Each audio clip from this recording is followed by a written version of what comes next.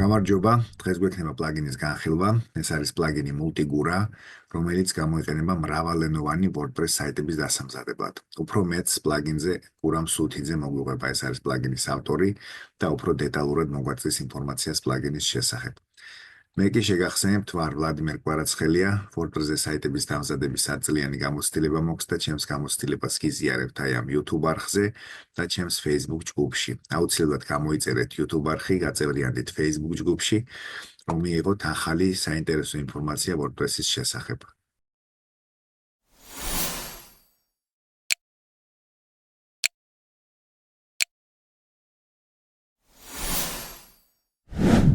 გურამ გამარჯობა, მადლობა რომ გვეწვიე, მადლობა რომ გვეძლევა საშუალება გავიგოთ უფრო მეტი ინფორმაცია Multigura-ს შესახებ, მაგრამ სანამ მოგვიყევი, მინდა პლაგინის შესახებ სანამ მოგვიყევი, მინდა მოგვიყვე შენს შესახებ, რა ბექგრაუნდი გაქვს, რა გამოცდილება გაქვს, რა პროექტებზე გაქვს ნამუშევარი, რამდენი წელია რაც WordPress-ზე მუშაობ და აი ესეთი დეტალები, რაც შეიძლება ყველასთვის საინტერესო იყოს. აბა გისმენთ.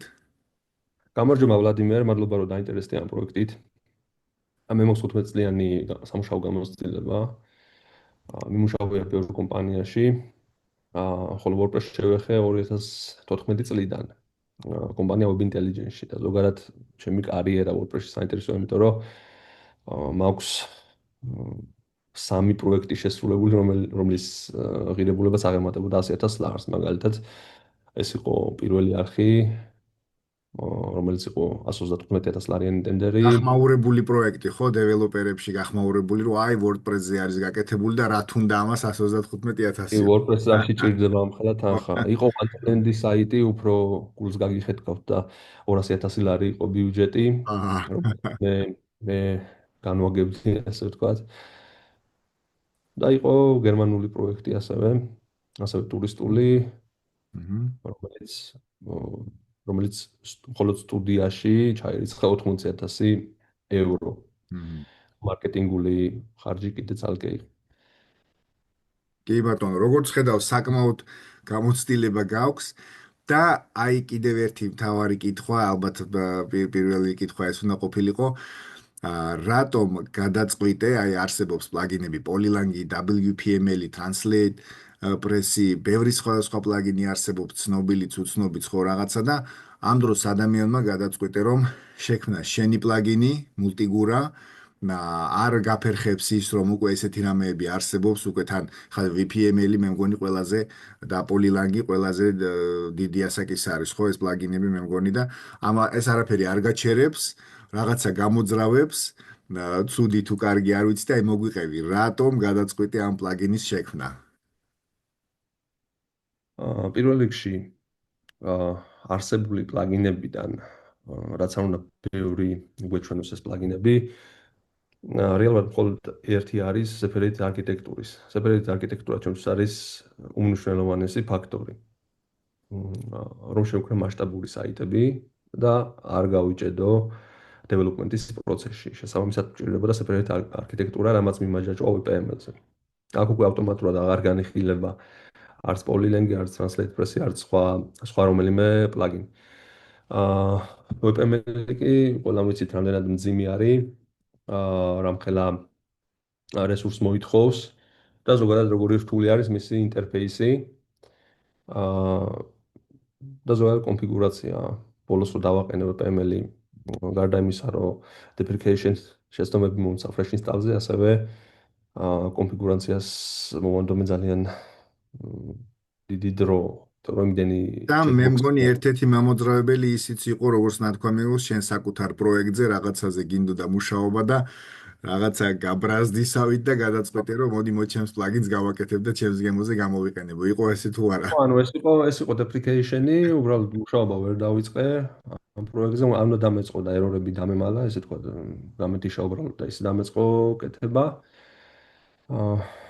რაც რეალურად ერორებს არ აგვარებს, იმიტომ რომ ხშირად შემოხვედრია ამას support-ი სხვადასხვა პლაგინებზე არა ერთ-ერთ თემაზე მეუბნებოდა, რომ დამალე უბრალოდ ეს notification-ი ერორის შესახებ. და მითხარი ხა პრობლემა რჩება დავმალო რას ქვია დავმალო. კი, ანუ საბოლოო ჯამში იდეა იყო შექმნილიყო ისეთი პლაგინი, რომელიც გამოადგება როგორც დამწყებ WordPress developers ასევე პროფესიონალს მჰმ. და იქნება მაქსიმალურად წარმადობაზე ორიენტირებული, მარტივი და მსუბუქი. და არ შეითავსებს რაღაც ისეთ ფუნქციებს, რაც მულტილინგვალს, ასე ვთქვათ, ძალიან ცდება. მხოლოდ იქნებოდა კონცენტრირებული WordPress საიტი გაიხადა მრავალენოვანი, იმ გამოცდილებით, რა გამოცდილებითაც მე საიტები ვაკეთე, ეს ყველაფერი შეეთავსებინა თავის თავში მჰმ. და დეველოპერისთვის მიეცა მაქსიმალური წარმადობა თავის პროექტზე, ასე ვთქვათ, საუკეთესო თული დეველოპერისთვის, რომ WordPress-ზე შეექმნა მრავალენოვანი საიტი. კურამ, აქ როგორც ხედავ, ესე იგი ეს პლაგინი არის მულტიგურაზე მაქვს საუბარი, თავსებადი, რაც ძალიან მნიშვნელოვანია ჩემთვის, WooCommerce-თან არის თავსებადი და Rank Messy. Ну, რა თქმა უნდა, სხვა პლაგინებიც აუცილებელი არის, მაგრამ ამ მომენტისთვის ეს არის ის იმ პლაგინების სია, რომელთანაც არის თავსებადი მულტიგურა, ხო? ეს არის იმ პლაგინების სია, რასთანაც არის თავსებადი მულტიგურა და რაც გავტესტე მე პირადად. ანუ რადგან ავიღე პასუხისმგებლობას და ხო. რაც მინდა რომ დავასაპორტო და მქონდეს ხარდაჭერა, რაც არ უნდა რთული იყოს მათთან და ინტეგრაცია. შენივე სიტყვებს გამოვიყენებ, მომავალში ხვაპირებ, უფრო მეტზე აიღო პასუხისმგებლობა. რა თქმა უფრო უნდა, ეს ყველაფერი პოპულარულ პლაგინებზე მაქვს საუბარი კი, რა. რა თქმა უნდა, ეს უკვე ყველას ვერ გაითვალისწინებ, რა თქმა უნდა. როგორც კი კომპანია გაიზრდება რაღაც კუთხით, მჰმ. პლაგინების მხარდაჭერილი პლაგინების სიაც გაიზრდება. და ჩვენ როგორც აა, გქონდა საუბარი და შენ ამაში დამეთანხმე აქვე მინდა ვიდეოშიც თქვა ჩვენი მაყურებლისთვის, ანუ ის პლაგინები, რომლებიც დაწერილია WordPress კოდექსის მიხედვით, ანუ დაცულია WordPress-ის სტანდარტები, აი იმ მიმართულებით განვითარდება მულტიგურაც, ანუ უკვე რაღაცა რაც აგერ გურამემ როგორც თქვა, პლაგინები რასთანაც შეამოწმა თვითონ და თავსებადი არის და მომავალშიც ესე იგეგმება, ანუ WordPress კოდექსის მიხედვით, WordPress-ის სტანდარტის მიხედვით და ну, რა თქმა უნდა, ახლა ეს დეველოპერები ყველა, როდესაც სტანდარტის მიხედვით იწერება ეს პლაგინები, ყველა ცდილობს, რომ ერთმანეთთან ეს პოპულარული პლაგინები იყოს თავსებადი, რა თქმა უნდა, ხო? ხო ესეა. კი, რაც სტანდარტის მიხედვით დაიწერება, ძალიან კარგი. ამიტომაც ჩვენი მოიგონეს ჩემი აზრით ეს სტანდარტი, რომ ყველას თავისი კოდი კი არ ქონოდა და თავისი რაღაცა ინტერესების მიხედვით რაღაცა არსებობს ერთიანი სტანდარტი, რომელსაც უნდა მიყვეს ყველა. თუმცა შეგიძლიათ მაგალითად რა არის? ბოდიში გაწყვეტინებ, თუმცა ასევე გასათვალისწინებელია, რომ მიუხედავად იმისა, რომ სტანდარტების მიხედვით არის ნაწერი Advanced Custom Field-ი, მაინც საჭირო არის დამატებითი ინტეგრაცია ჩვენი მხრიდან, რომ Advanced Custom Field-მა იმუშაოს ისე, როგორც საჭირო არის. ასე რომ ჩვენი მხრიდან მაინც არის რაღაც დონეზე custom development-ი საჭირო, რომ მაქსიმალურად თავსებადი ვიყოთ ამ პლაგინებთან. მჰმ. თან თუ შეგიძლია რომ ბარემ გაგვიზიარო სატესტო გარემო, სადაც შევხედავთ თვითონ პლაგინის მართვის პანელს და ისეც რომ გვაჩვენო რაღაცა ფუნქციები აგვიხსნა, რაღაცა დეტალებზე გავჩერდეთ, გავამახვილოთ ყურადღება. აბა გისმენთ. ინსტალაცია არის ძალიან მარტივი. გავაქტიუროთ მულტიგურა. სეტინგებში დაემატება პუნქტი.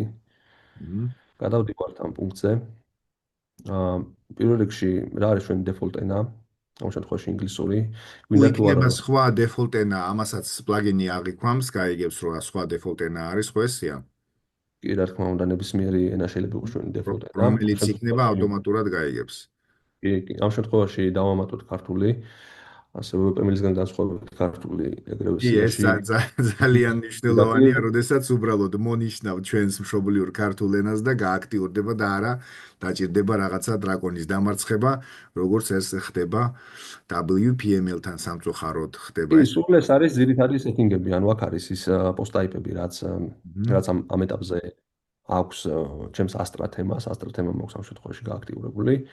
მოვნიშნავ პოსტების და პეიჯების თარგმნას, რომ საშუალება მის თარგმნა, ეს არის უკვე კატეგორიები, აქედან მოვნიშნავ ტაქსონომიები და კატეგორიის მოვნიშნავ. აქ მოდულებია, მოდულები ცოტა მოგვიანებით გავიაროთ. კი დავასეივოთ. ბატონო. და ახლა ამ შემთხვევაში ამ შემთხვევაში სინქრონიზაცია სინქრონიზაციას ახსნი რა არის, ანუ WordPress გააჩნია თავიდან Hello World default პოსტი. ეს პოსტი არ ჩანს, რადგან ეს იყო multigura-ს ინსტალაციამდე დამატებული. ამიტომ ჩვენ დაგვჭირდება სინქრონიზაცია და სინქრონიზაციის შემდეგ ანუ აქ დაეწერება done, რაც ნიშნავს, რომ დასინქრონდა Mhm. ჩანაწერები, ანუ Hello World გამზადდა სათარგმნად.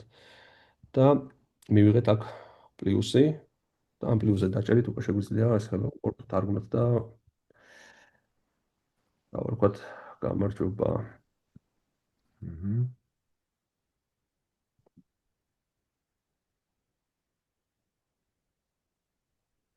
გვაქვს ორი სხვადასხვა პოსტი, ანუ separate architecture მაგას ნიშნავს, რომ Hello World, ანუ ეს Mhm. პოსტი. ეს მეორე პოსტი არის ორი ცალ-ცალკე პოსტი, რასაც აერთიანებს ერთი group ID, ანუ ეს თქვა translation ID. და ამის ხარჯზე უკვე მასშტაბურ საიტებს როცა ვაკეთებთ, ჩვენ აღარ ვეჭეხებთ აპრკოლებებს და სწორედ ეს გამოარჩევს multigura-ს სხვა პლაგინებისგან, ხოლო WebML-ისგან გამოარჩევს SimSmooth და SimArtic. Mhm. კი ბატონო. აქვე გავივლი როგორი თარგმნება კატეგორია. კატეგორიის სათარგმნოდ არის ძალიან მარტივი ინტერფეისი, მაგალითად დავამატოთ ტესტი.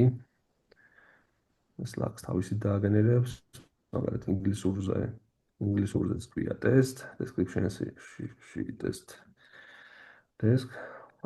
ენას ქართულს მივდიდებ და ქართულად დავწერთ ტესტი. და ტესტ აღწერა ტესტ დავუშვათ ხო ტესტ. აღწერა. კი ბატონო. და დაემატა Mhm. და ესე ძალიან მარტივად აქვე გადაითარგმნა ჩვენი Mhm. კატეგორია და რეალურად WordPress-ის ეგ არის. თუ თუ გაინტერესებთ მენიუსაც გავივალი. კი ბატონო, შევხედოთ.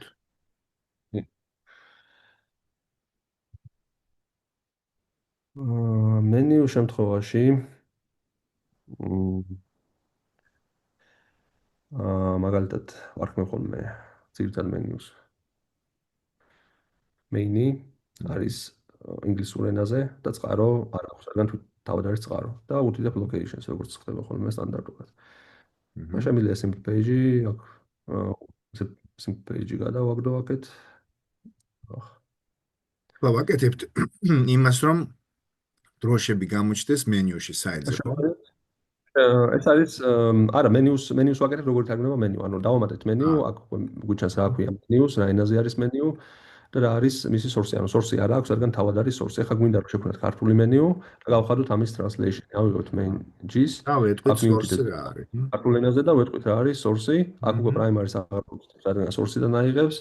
შევქმნით მენიუს და ვხედავთ უკვე რომ გვაქვს ანუ ამის სორსი არის main კი n ბატონო. მე ანუ ასე მარტივად გამოვიდა უკვე მივიღეთ მრავალი ასე აჰა. ვთქვათ bilingual menu რომელიც უკვე თვითონ location-ის მიხედვით თემებში აისახება. Elementor-ში ცოტა სხვანაირად იყო და Elementor-საც ითვალისწინებს, იმიტომ რომ Elementor-ი location-ების მიხედვით არ მუშაობს. Mhm. თუმცა გასაგებია. Elementor-ში ჩასვავთ menu-ს, ისიც ავტომატურად გადაითარგმნება აი ამ source-ზე დაყრდნობით.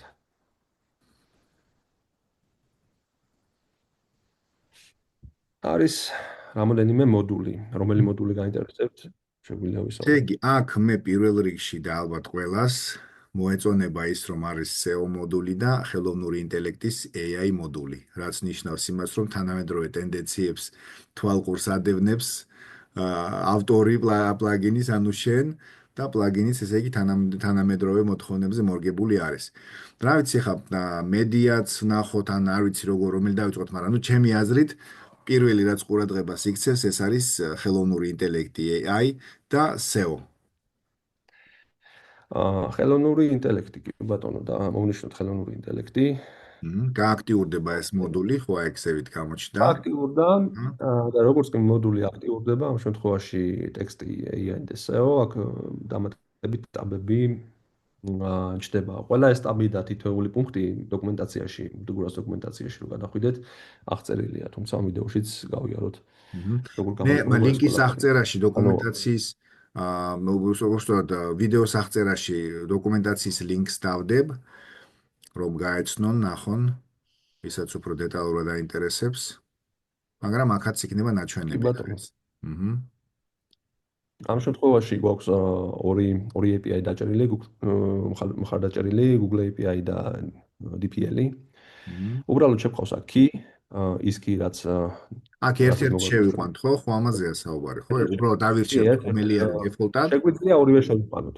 შეგვიძლია ორივე შევიყვანოთ, ან ორივე გქონდეს და აქ შეგვიძლია ავირჩიოთ რომელი იყო ჩვენთვის დეფოლტი, რომ უბრალოდ პირველ არჩევა აღარ რიგში მოიწევს. მას მიმართოს, ხო? ბატონო და როგორც კი ჩვენ აქ AI-ის შევიყვანთ, მაგალითად აქ უბრალოდ ჩავწერ ტესტს, ხო, ჩავწერ, ნუ კი რაც აქ არის არის, რაც ყოველთვის იქნება. ეს და დავასეივებ, ეს რეალური key არ არის, რა თქმა უნდა. აჰა. და გადავალ მაგალითად კატეგორიებში. აი აქ უკვე გაჩნდება ეს ორივე API და როგორც კი ჩვენ აქ შევიყვანთ ზევით რაღაც კატეგორიის სახელს, ტესტ და აქ აღწერას და ავირჩევთ რომელი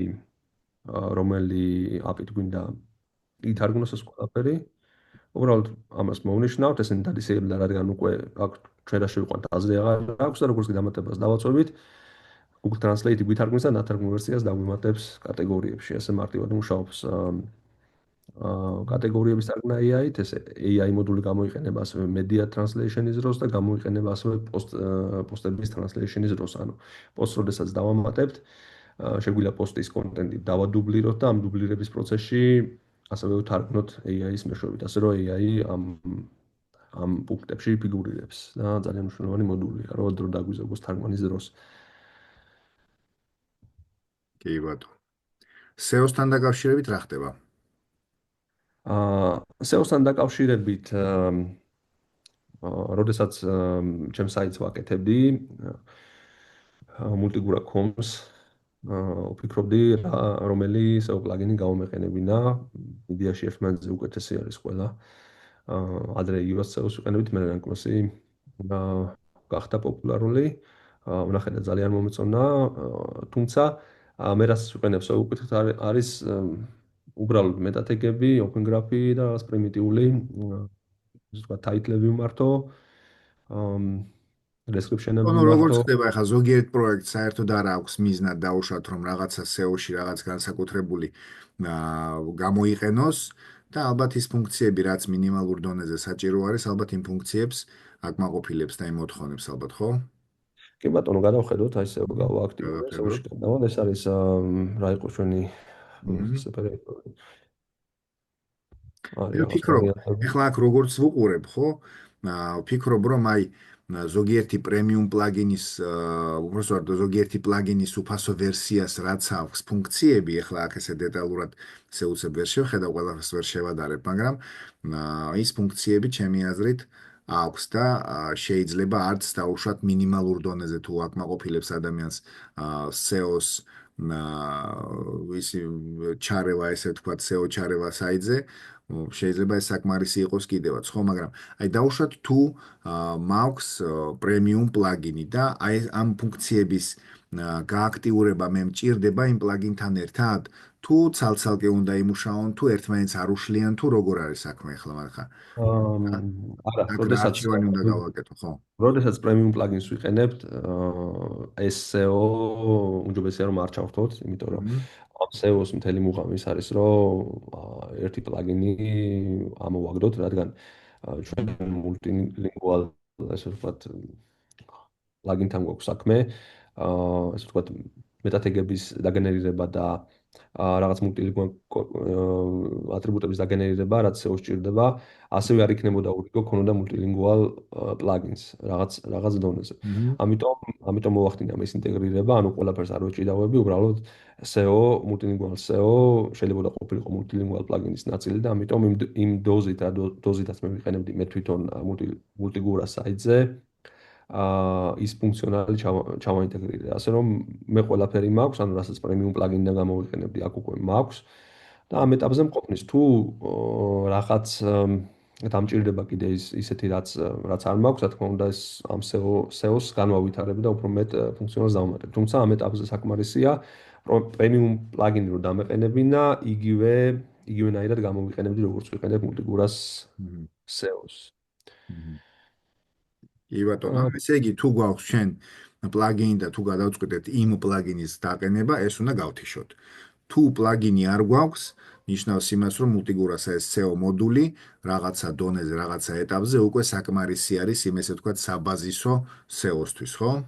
კი ბატონო, საკმარისია და ასევე აბსოლუტურად აი, ეგ უფასოა, როგორც იმიტომ ხედავ ახლა, ის რედირექტი საჩანდა 301 სადღაც მოუკარი თვალი და რომ აქ გვაქვს უკვე აი, კი. რედირექტი. ხო, აი იმის თქმა მინდოდა, რომ ერთ-ერთი პლაგინი არის, ახლა ნუ რა ვიცი, რაზე დავასახელო, პრემიუმ ვერსიას, აი დაბალ ფასიანს, მაგრამ პრემიუმ ვერსიას ხაზგასმით მინდა თქვა, აი 301 რედირექტი არა აქვს. ითხოვენ უფრო შემდეგ პაკეტზე გადასვლას, რომ რედირექტი ჩაერთოს და აი ეს უკვე არ მომწონს, იმიტომ რომ თითქოს პრემიუმ ქვია და ამ დროს აგერ multigura-ს ეს ჩვეულებრივად მოყვება ეს ყველაფერი და ну კი, ეს რეალურად ბევრი შეიძლება ბევრი დეტალი შევიდეთ. არის ისეთი, რაც multigura-ს აქვს და ბევრ პრემიუმ პლაგინს რაღაც სხვადასხვა პაკეტებში აქვს, რაღაც ხო. ასეც გაცდა უკვე ფასები, რომ რაღაც ის ფუნქციონალი მიიღო, რაც რეალურად basic-ი არის, რომ multilingual საიტი ააწყო. ასე რომ multigura-ს იდეა, ერთ-ერთი იდეა ის არის, რომ გარდა იმისა, რომ ფუნქციონალურად იყოს დახვეწილი და ხელმისაწვდომი, ასევე ფასიც გქონდეს ხელმისაწვდომი და ამ პაკეტებში გარკვევით და ნეტა რომელი ვიყიდო, ამაზე თავი აღარ გკიოდეს, ვიყიდოთ უბრალოდ ის პაკეტი, რომელიც გვინდა, ყველა პაკეტი მოიცავს სრულ ფუნქციონალს, გავხსნათ საერთოდ ბარემ ხო ის პაკეტების იმაზე გადავიდეთ. მ, აჰა. ანუ development-ში არ არის შეზღუდული, ანუ თუ NV WordPress დაფიქსირებული აქვს, რომ არის ლოკალი ან development-ი ულიმიტოდ შეგიძლიათ გამოიყენოთ, ანუ დეველოპერებმა შეიძლება ერთმანეთში ცვალონ ეს და ისე რომ ლიცენზიებზე არ შეწუხდნენ, ხოლო თუ გვინდა უკვე production-ზე გავუშვათ და სერიოზულად მოვუკიდოთ საქმეს, აქ შეგვიძლია ვიყიდოთ პლაგინი და დომენის მიხედვით განსაზღვროთ რომელი პლაგინს ვიყიდით, ანუ 35 ევროდან 155 ევრომდე მერყეოს ფასები და არის მხოლოდ სხვაობა დომენები, ანუ ყველა ეს პაკეტი შეიცავს პლაგინის სრულ ფუნქციონალს. მჰმ. კი ბატონო. დოკუმენტაციის ლინკიც აქ არის, ხო, აღწერაშიც ჩავაგდებ დოკუმენტაციის დოკუმენტაციაც აქ ლინკს და არის. იმ ასევე შეგიძლიათ შემთხვევაში თუ თუ კი არა რომ დასჭირდებათ გატესტვა პლაგინის, რას გვთავაზობ, რა ვარიანტები გვაქვს? აი პლაგინის გატესტვა უნდა ადამიანს, რა შეიძლება გააკეთოს? შეუძლია დამიკავშირდეს პლაგინს მივაწვით. აჰა. რამე გატესტავთ. ლინკი, რამე ლინკი თუ იქნება აღწერაში ჩავაგდებდი მაგ ლინკსაც, დავუშვათ რამე ფორმა თუ არის შესავსები ან რაღაცა თუ არის გასაკეთებელი. მოკლედ მეგობრებო, აღწერაში იქნება ეს ყველაფერი, მე და გურამი გავივლით ამ ყველაფერს. ჩავაგდებ აღწერაში, ვისაც გატესტვა გინდათ, უბრალოდ აი ის პირობა რა არის, როგორ რა გარემო ჭირდება ამ ყველაფერს რომ გაიტესტოს. გასატესტად რაც არის მოთხოვნები, ანუ ვითხოვთ PHP 8.1, აჰა. WordPress-ი 6.5-დან, MySQL ან MariaDB შესაბამის ვერსიებზე. ну სტანდარტული სტანდარტული PHP სტეკი, აჰა. რაც და რა თქმა უნდა ეს სასურველი არის რომ მათ რადგან გატესტვაზე არის საუბარი რეალურ საიტზე არ გატესტოთ და პრინციპში ამ მომენტისთვის გასატესტი ვერსიისთვის ვერც გამოიყენებენ ხო რეალურ საიტზე მაინც უნდა გამოიყენონ ისეთი გარემო რომელიც სატესტო გარემო ეწოდება მაგრამ მაინც ცადეთ რომ იმის ატესტოში შეიძლება თქვენ საიტი გაქვთ რომელსაც დაპაბლიშებასაც აპირებთ და მოდი ბარე multigura გავტესტოთო მაინც ყოველ შემთხვევაში მარტო multigura-ზე არ არის საუბარი ყოველი პლაგინის გატესტვისას ვამბობ რომ სატესტო საიტზე გატესტეთ და არა რეალურ საიტზე ხომ სწორად ვაკეთებ ყველაფერს კი გეთანხმები 100%, ანუ რეზერვი კი უნდა ბატონო გაქვს. მაინც თავის დაზღვევის ამბავია ეხლა მაინტერესებს ფუნქციონალის დამატებაზე თუ არის მომავალში საუბარი ახლა ვთქვით რომ დაუშვათ პლაგინების სია დაემატება თემების სიაც დაემატება სამომავლოდ ფუნქციონალის გაზრდაზე თუ იფიქრებ თუ იქნება გაზრდის საშუალება როგორ ფუნქციონალიზაციაზე ვიფიქრებთ, იდეაში ჩვენ უკვე მივიღეთ ფიდბექები სხვადასხვა კომპანიებიდან და იყო სურვილი რომ დავიმატოთ მულტისაიტის საპორტი, ამ ეტაპზე მულტისაიტი არა გვაქვს და მულტისაიტს აუცილებლად დავიმატებთ. აა და ასევე იყო translation ფაილების იქნება ეს JSON-ი თუ პოდამო მოხდეს ამის იმპორტ-ექსპორტი ვიზუალური ინტერფეისით. ნუ ეს არ გავაკეთე თავიდანვე, იმიტომ რომ ძირითადად აქცენტი კეთდებოდა მულტიგურაზე, რომ ამას გამოიყენებდნენ მხოლოდ პროფესიონალი დეველოპერები, შესაბამისად დეველოპერი იყენებს Git-ს და ეს ვიზუალური იმპორტ-ექსპორტი ნაკლებად ჭირდება, თუმცა მომხმარებლები მაინც ითხოვენ ამასო და ამიტომ ამის ფუფუნებასაც მივცემთ, რადგან მულტიგურა უკვე არა მარტო პროფესიონალებისთვის, არამედ ჩვეულებრივი WordPress მომხმარებლებისთვისაც მინდა რომ გახდეს ხელმისაწვდომი და ამისთვის მუშაობთ და მანვითარებთ პროექტს. კი ბატონო და ყველაზე მთავარი რასაც მივაქციე კიდევ ყურადღება რომ ხაზზე ხართ თქვენს მომხმარებელთან ისმენთ მათ მოთხოვნებს და რა თქმა უნდა ის ლოგიკური და ის თანამედროვე მოთხოვნები რაც იქნება პლაგინის მიმართ გაითვალისწინებთ და რა თქმა უნდა ეს პლაგინიც გაიზრდება მაგის მიხედვით. წარმატებას გისურვებ, გურამ, წარმატებას ვუსურვებ პლაგინს. კიდევ ერთხელ მადლობა რომ გვეწვიე, რომ გაგვაცანი ესეთი საინტერესო პლაგინი და დარწმუნებული ვარ უფრო და უფრო განვითარდება ეს ყველაფერი და შეგახსენებთ, ვინც უყურებს, ვინც დაინტერესდა პლაგინის ფუნქციონალით, პლაგინის გატესტვით, აღწერაში მე და გურამი მოვილაპარაკებთ რა ჩავაგდოთ, ლინკი იქნება თუ შესავსები ფორმა თუ რა იქნება და გადმოგეცემათ გასატესტად გექნებათ ამის გაკეთების საშუალება. მადლობა, აქ დაგემშვიდობები. მადლობა ვლადიმერ, ასე ამონა აბა იყო. წარმატებები. წარმატებები ეს.